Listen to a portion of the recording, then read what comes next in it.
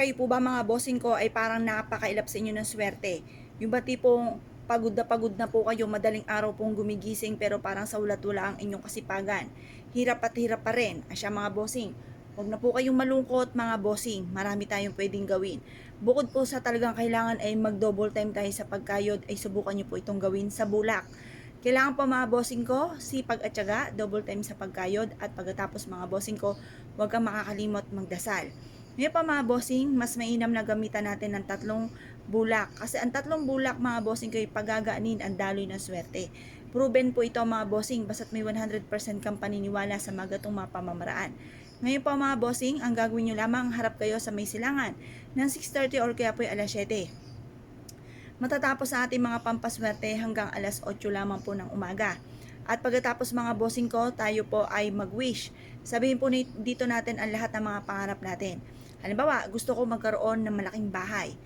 Gusto ko magkaroon ng negosyo na dito na ako yayaman. Magiging matagumpay ako sa lahat ng aking mga pinapangarap.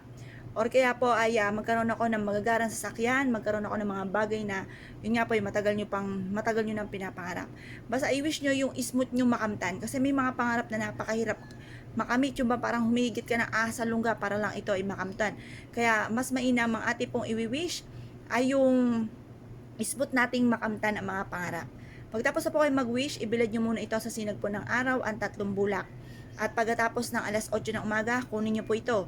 Ilagay sa inyo pong pitaka, ilagay sa inyo pong bag, ilagay sa inyo pong kaha, or kaya po isabit ito sa may main door. Maglagay kayo ng isang, halimbawa, pouch na kulay pula, gold, or green, isabit sa inyo pong main door.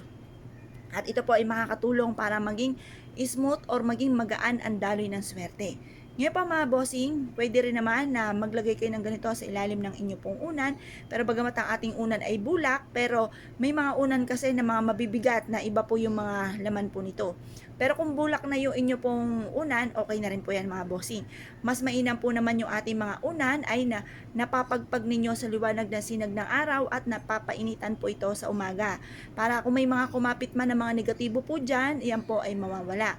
Ngayon pa mga bossing, proven po ito na napakaswerte basta't may 100% kang paniniwala sa mga gatong mga pamamaraan at mararamdaman nyo ang magaan na daloy ng swerte matapos nyo po itong gawin. Ngayon pa mga bossing, kung kayo paninaniwala at nais nyo po itong gawin, wag na po kayong magpatumpik-tumpik pa, subukan nyo po ito mga bossing. Ngayon pa mga bossing, pwede rin naman po na magsabit kayo ng ganito at lagyan ng kaparanggot na asin at isang maliit na butil ng bawang sa bintana po ninyo kung saan kayo ay natutulog. Upang sa ganon, habang kayo natutulog, kapitan kayo ng swerte, maging magaan yung daloy ng swerte, at yung mga bad spirit ay hindi po maka-enter sa loob ng inyong tahanan at makatulog kayo ng mahimbing mga bossing. Ngayon pa mga bossing, kung kayo po naniwala at nais po itong gawin, mga bossing, good luck po sa po lahat.